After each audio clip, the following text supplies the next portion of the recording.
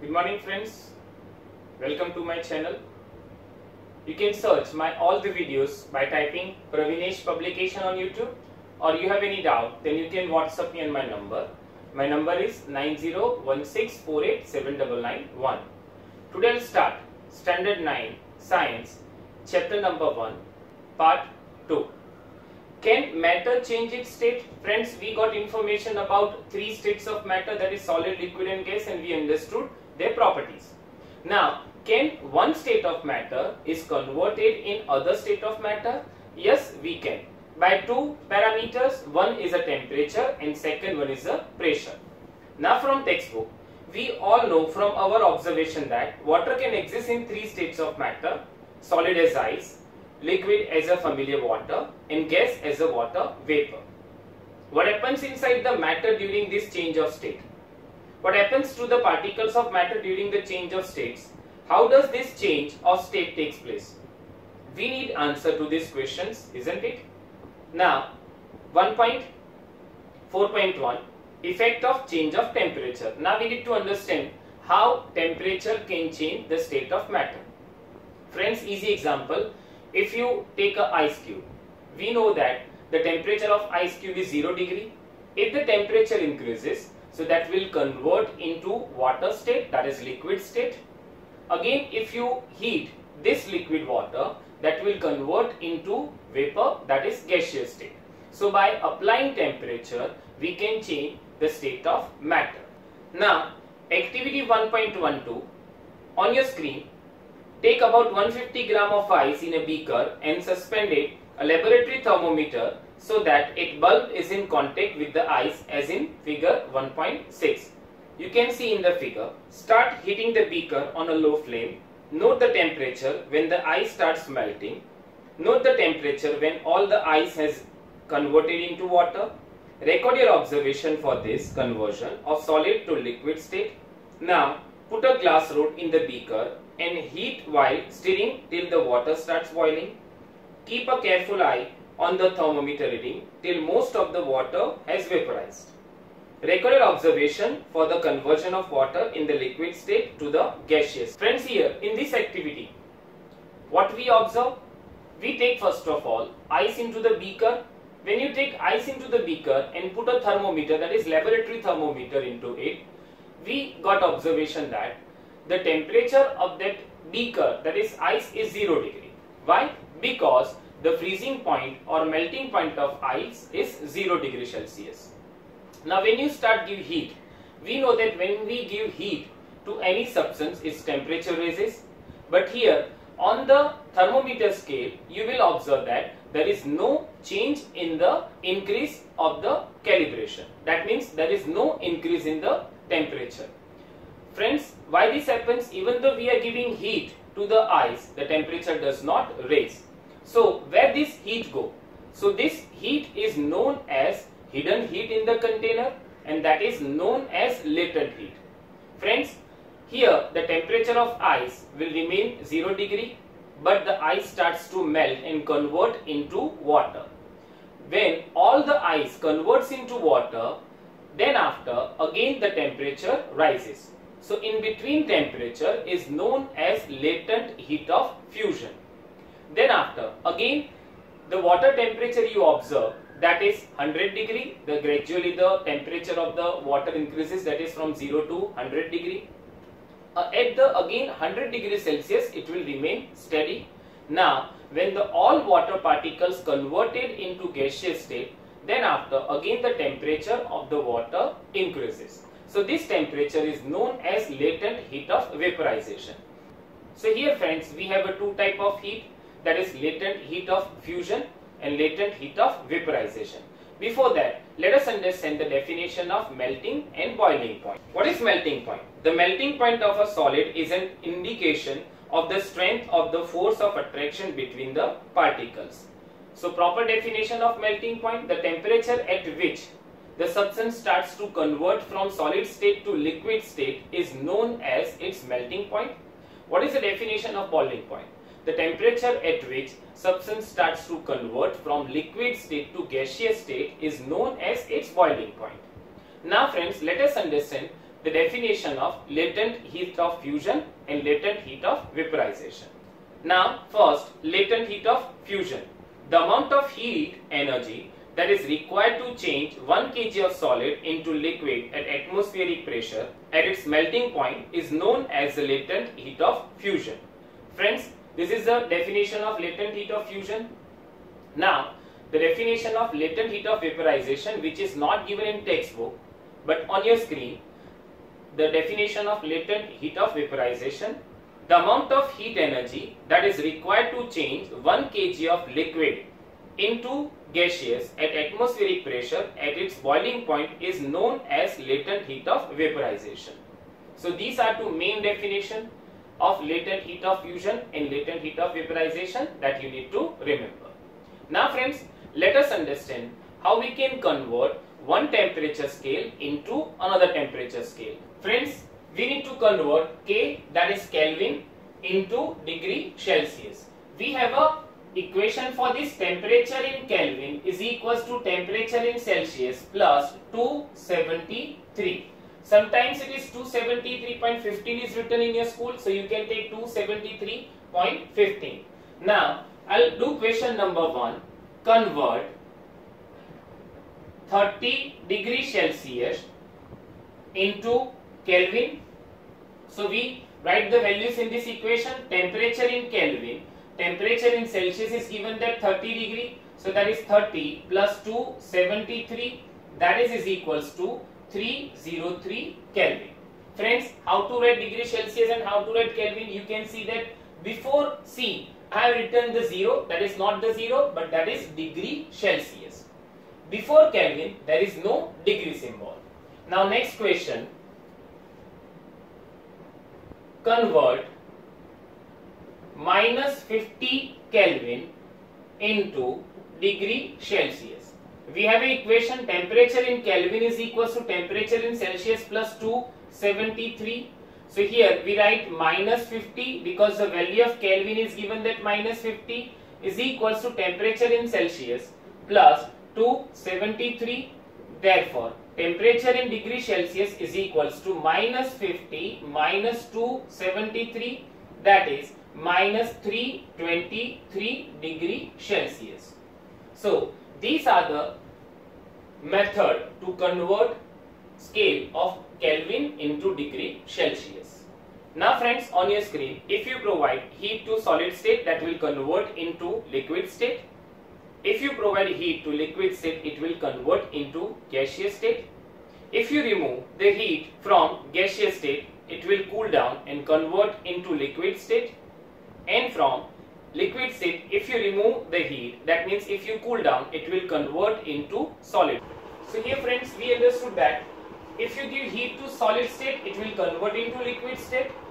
Again, if you give heat, so that liquid state will convert into gaseous state. If you remove the heat, that means if you cool down, you lower the temperature, then gaseous state will convert into liquid state. If you cool down the liquid state, so that will convert into solid state. So this is the interconversion of states of matter by temperature. But friends, now the one important thing, whenever we give heat to solid state, that will convert into liquid and liquid will convert into gaseous state. But one important, sometimes in few substances, if you give heat to solid state, directly they will convert into gaseous state. This phenomena is known as sublimation. What is the sublimation? The phenomena in which we provide heat to solid state, so they directly convert into gaseous state without being converted into liquid state. So this phenomena is known as sublimation and the substances are known as sublimes. Examples are camphor, ammonium chloride,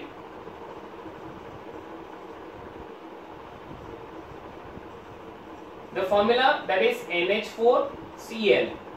So these are the substances which directly convert from solid state to gaseous state upon heating. Now let us understand this activity from the textbook. That is activity 1.13. Take some camphor or ammonium chloride, crush it and put it in a china dish.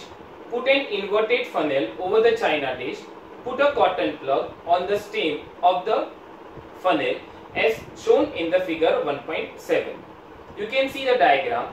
Here we have taken ammonium chloride, china dish, ammonium chloride which solidifies, inverted funnel and cotton plug. Here friends, why we had applied the cotton plug?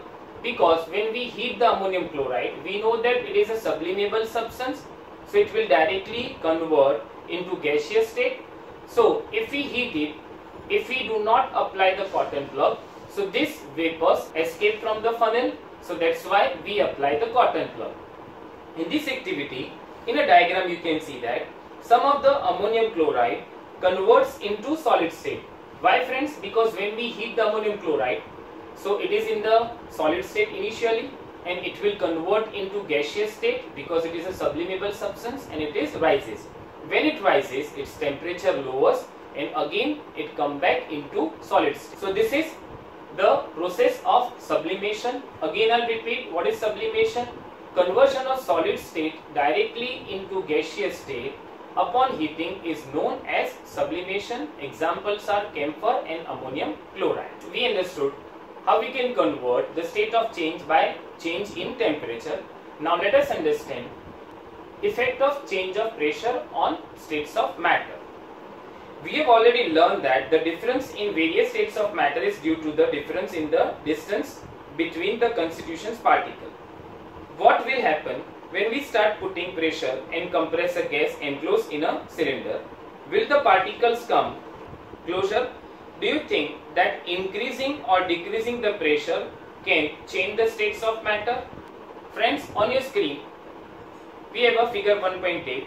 Here in a cylinder we have filled up some gas. When you apply the pressure in this cylinder with the help of piston, you can see that the particles will come closer. Applying pressure and reducing temperature can liquefy gases. Have you heard of solid carbon dioxide, that is CO2? It is stored under high pressure. Solid carbon dioxide gets converted directly to gaseous state on decrease of pressure to 1 atmosphere without coming to liquid state. This is the reason that solid carbon dioxide is known as dry ice. Thus, we can say that pressure and temperature determine the state of substance, whether it will be solid, liquid or gas. On your screen friends, first we start from solid. Solid converts into liquid is known as fusion. Liquid converts into gas is known as vaporization. Gas converts into solid is known as sublimation. Solid converts into gas is known as sublimation. Now we are going in reverse order. Gas converts into liquid is known as condensation. And liquid converts into solid is known as solidification. Now friends, evaporation. Friends, there are two phenomena. One is vaporization and second one is evaporation. In both, liquid water turns into steam, that is in gaseous form. In the evaporation, again liquid water turns into gaseous vapor. So what is the difference between these two phenomena? Why they are given two different heading? We know what is vaporization, that means liquid turns into gaseous water. Same as evaporation means liquid water turns into gaseous water. So what is the difference? Here vaporization is bulk phenomena and evaporation is surface phenomena. Vaporization takes at a boiling point,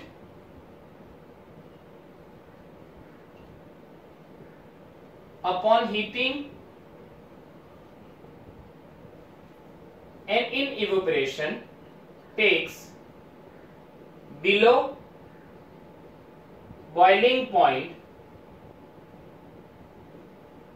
without heating.